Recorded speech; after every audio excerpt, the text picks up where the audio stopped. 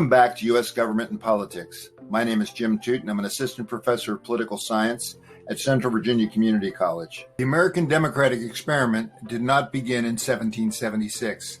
The colonies had been practicing limited forms of self-government since the early 1600s.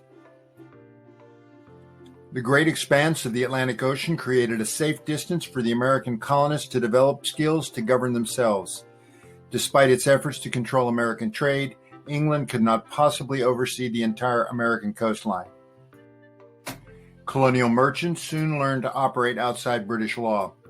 Finally, those who escaped religious persecution in England demanded the freedom to worship according to their faiths. Each of the 13 colonies had a charter or written agreement between the colony and the King of England or Parliament. Charters of royal colonies provided for direct rule by the king. A colonial legislature was elected by property-holding males. But governors were appointed by the king and had almost complete authority, in theory.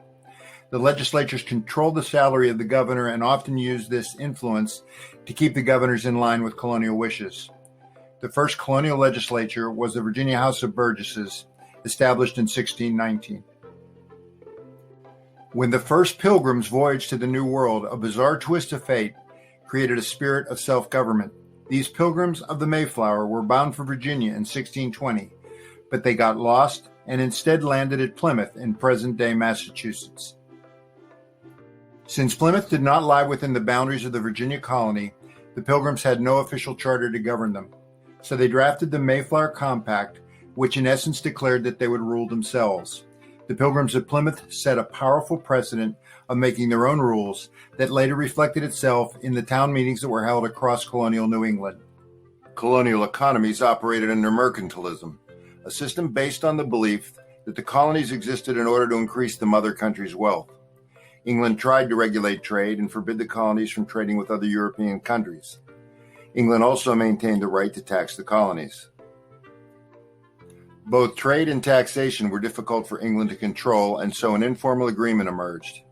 England regulated trade, but allowed colonists the right to levy their own taxes. Smugglers soon exploited the English inability to guard every port by secretly trading against Parliament's wishes. Religious freedom served as a major motivation for Europeans to venture to the American colonies. Puritans and Pilgrims in Massachusetts, Quakers in Pennsylvania, and Catholics in Maryland represented the growing religious diversity in the colonies. Rhode Island was founded as a colony of religious freedom in reaction to the zealous Puritans. As a result, many different faiths coexisted in the colonies. This variety required an insistence on freedom of religion since the earliest days of British settlement. So the colonial experience was one of absorbing British models of government, the economy, and religion. Over the course of about 150 years, American colonists practiced these rudimentary forms of self-government that eventually led to their decision to revolt against British rule. The democratic experiment of American self-rule was therefore not a sudden change brought about by the Declaration of Independence. By 1776, Americans had plenty of practice. Thomas Paine has a claim to the title the father of the American Revolution, which rests on his pamphlets, especially Common Sense, which crystallized sentiment for independence in 1776. It was published in Philadelphia on January 10, 1776, and signed anonymously by an Englishman. The pamphlet came into circulation in January 1776 after the Revolution had started.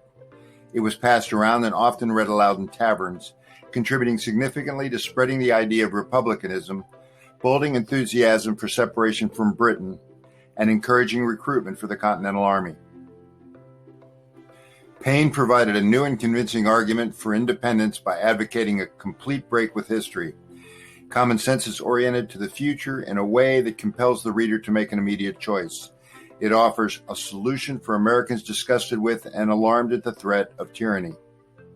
Common Sense was immensely popular in disseminating to a very wide audience ideas that were already in common use among the elite who comprised Congress and the leadership cadre of the emerging nation, who rarely cited Paine's arguments in their public calls for independence.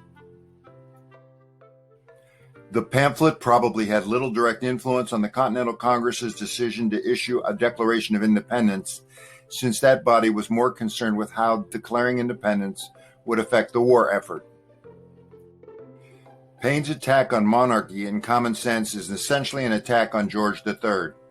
Whereas colonial resentments were originally directed primarily against the king's ministers and parliament, Paine laid the responsibility firmly at the king's door. Common Sense was the most widely read pamphlet of the American Revolution. It was a clarion call for unity against the corrupt British court so as to realize America's providential role in providing an asylum for liberty. Written in a direct and lively style, it denounced the decaying despotisms of Europe and pilloried hereditary monarchy as an absurdity. At a time when many still hoped for reconciliation with Britain, Common Sense demonstrated to many the inevitability of separation. Paine was not expressing original ideas in Common Sense, but rather employing rhetoric as a means to arouse resentment of the crown. To achieve these ends, he pioneered a style of political writing suited to the democratic society he envisioned, with Common Sense serving as a primary example. Part of Paine's work was to render complex ideas intelligible to the average readers of the day, with clear, concise writing, unlike the formal, learned styles favored by many of Paine's contemporaries. One distinctive idea in Common Sense is Paine's belief regarding the peaceful nature of republics. His views were an early and strong conception of what scholars would come to call democratic peace theory. Loyalists vigorously attacked Common Sense. One attack, titled Plain Truth, in 1776, by Marylander James Chalmers, said Paine was a political quack and warned without monarchy, the government would degenerate into democracy. Even some American revolutionaries objected to Common Sense. Late in life, John Adams called it a crapulous mass.